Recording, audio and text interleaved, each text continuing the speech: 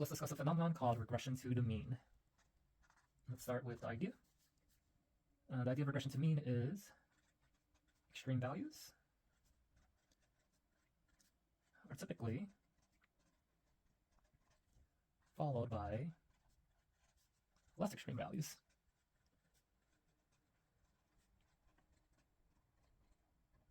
That are closer to the mean.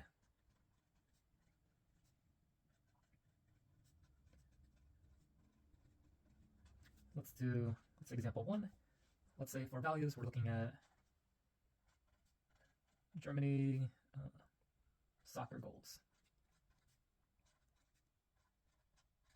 So let's plot the number of goals versus frequency.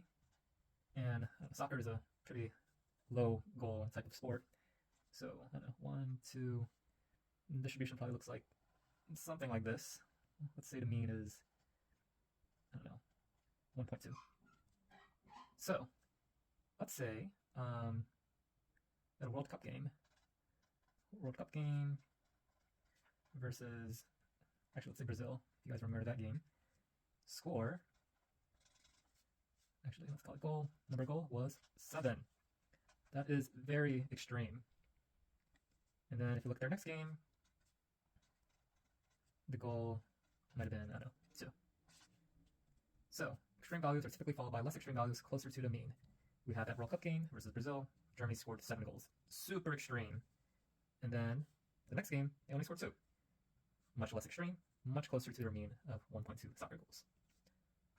Let's look at another example. Let's say stock market changes. Let's say in the long run, there isn't much market change. It's like around 0.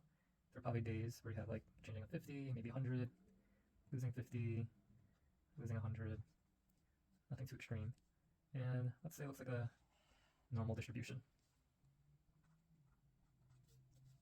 And then we had, I don't know, 2008, I think it was like February. So let's say February 2008, I forget the exact date. Let's say the change was minus 8,000.